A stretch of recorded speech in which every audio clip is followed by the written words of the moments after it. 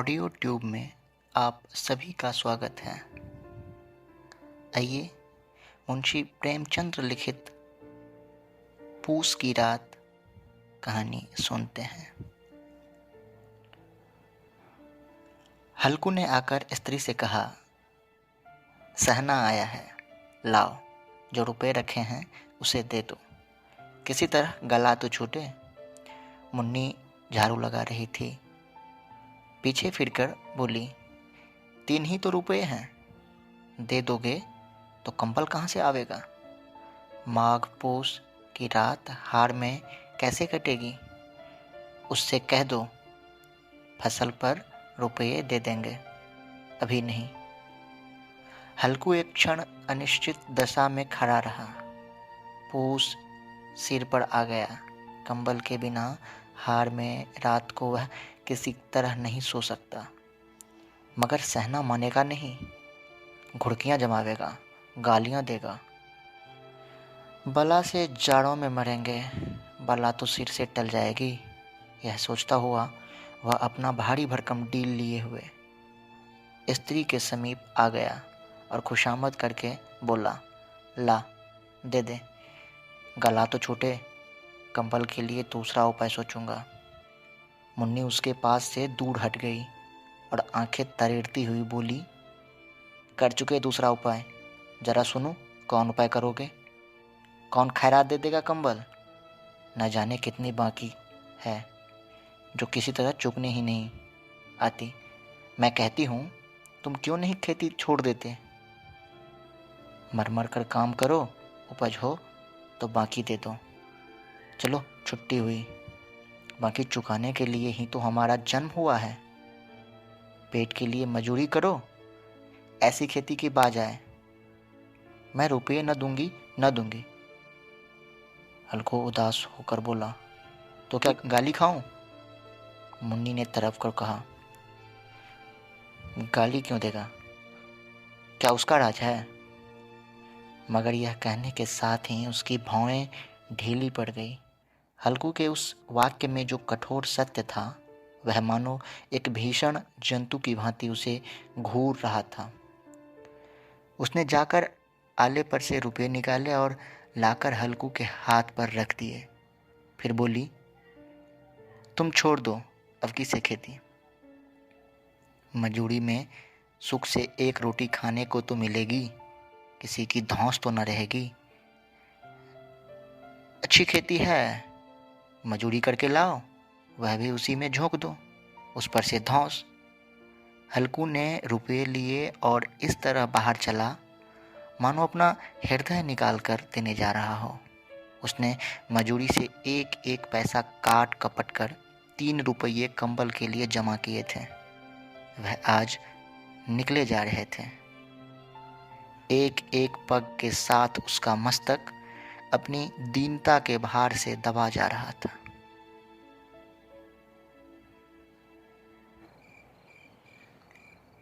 पूस की अंधेरी रात, आकाश पर तारे ठिठुरते हुए मालूम होते थे। हल्कू अपने खेत के किनारे उख के पत्तों की एक छतरी के नीचे बांस के खटोले पर अपनी पुरानी गाढ़े की चादर ओढ़े पड़ा कांप रहा था। खाट के नीचे उसकी संगी कुत्ता जबड़ा पेट में मुंह डाले सर्दी से कूं कूं कर रहा था। 2 में से एक को भी नींद न आती थी। हल्कू ने घुटनियों को गर्दन में चिपकाते हुए कहा, क्यों जबड़ा, जाड़ा लगता है? कहा तो था घर में पुआल पर लेट रह। यहाँ क्या लेने आए थे? अब खाओ ठंड, मैं क्या करूं? जानते थे मैं यहाँ हलवा पूड़ी खाने जा रहा हूँ। दौड़े दौड़े आगे आगे चले आए, अब रो नानी के नाम को। जबड़ा ने परे परे दुम हिलाई और अपनी कू कू को दीर्घ बनाता हुआ एक बार जम्हाई लेकर चुप हो गया। उसकी श्वान बुद्धि ने शायद तार लिया, स्वामी को मेरी कू कू से नींद नहीं आ रही है।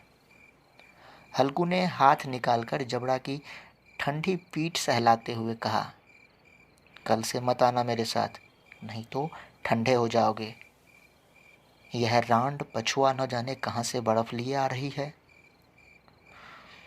उठूं, फिर एक चिल्लम भरूं, किसी तरह तो रात कटे।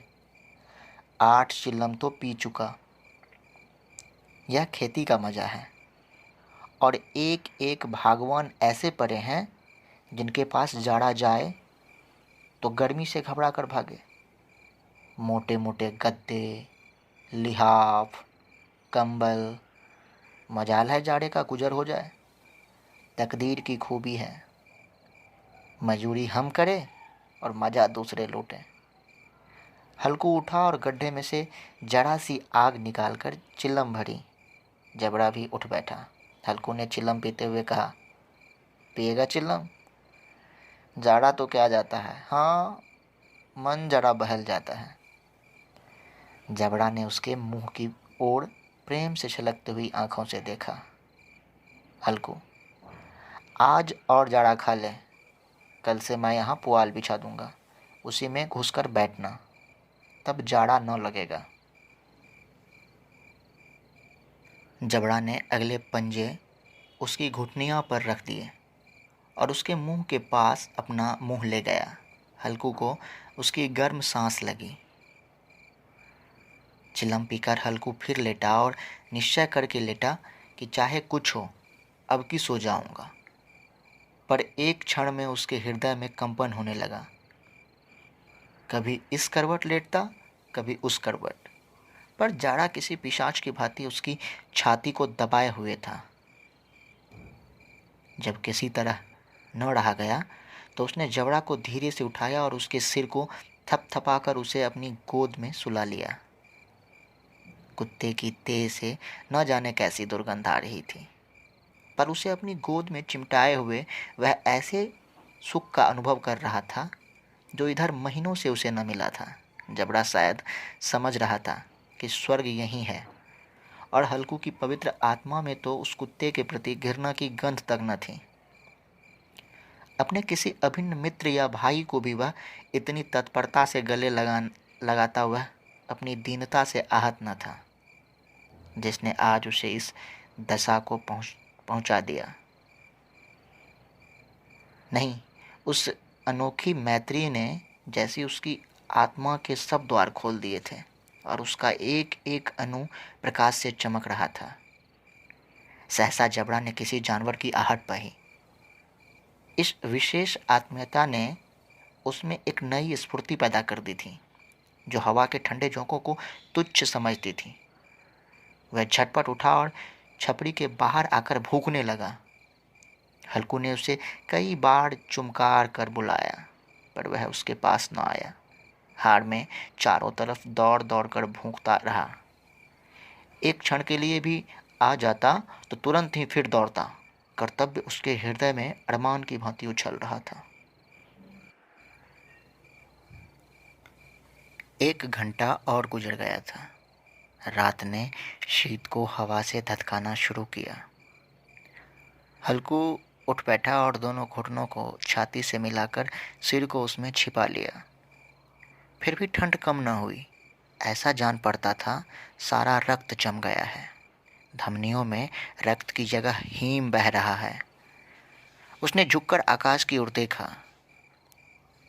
अभी कितनी रात बाकी है? सप्तऋषि अभी आकाश में आधे भी नहीं चढ़े।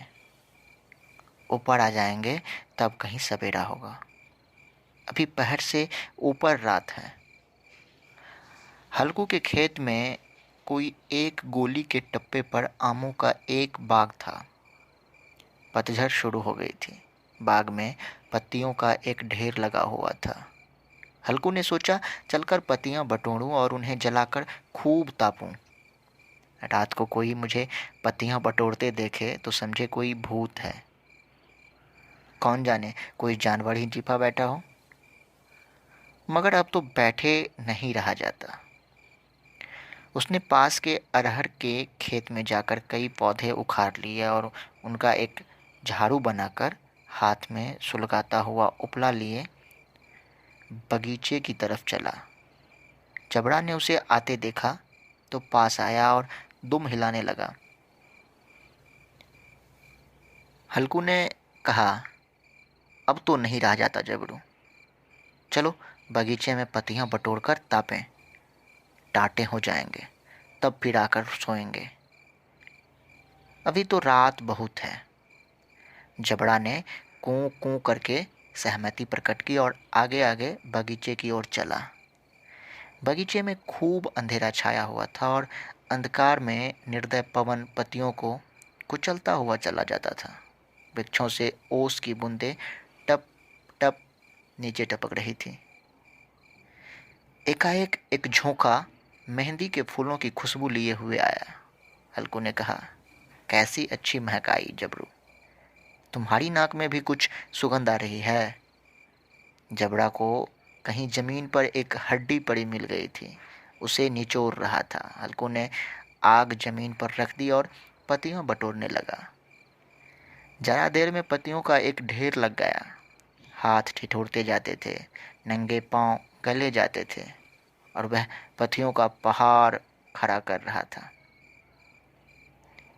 इसी अलाव में वह ठंड को जलाकर भस्म कर देगा। थोड़ी देर में अलाव जल उठा।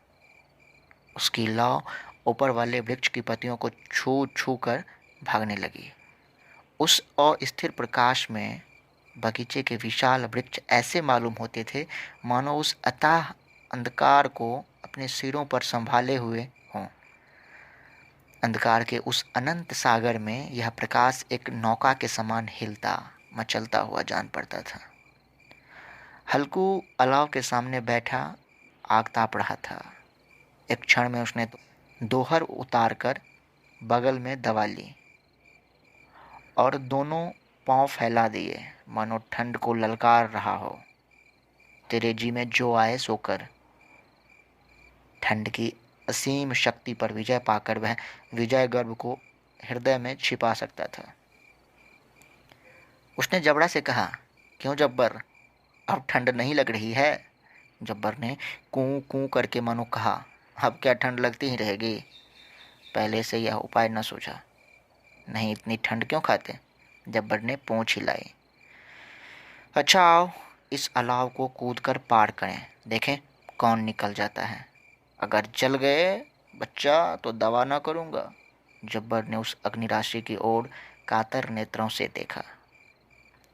मुन्नी से कल ना कह देना, नहीं तो लड़ाई करेगी। यह कहता हुआ वह उछला और उस अलाव के ऊपर से साफ निकल गया। पैरों में जरा लपटें लगी, पर वह कोई बात न थी। जबड़ा आग के गिर्द घूमकर उसके पास आ खड़ा हुआ। हल्कू ने कहा, चलो चलो, इसकी सही नहीं, ऊपर से कूद कर दिखाओ। वह फिर कूदा और अलाव के इस पार आ गया। पत्तियां जल चुकी थीं। बगीचे में फिर अंधेरा छाया था।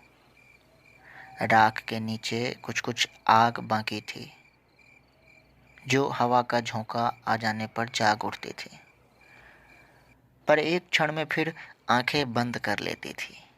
हल्कू ने फिर चादर ओढ़ ली और गर्म राख के पास बैठा हुआ एक गीत गुनगुनाने लगा। उसके बदन में गर्मी आ गई थी,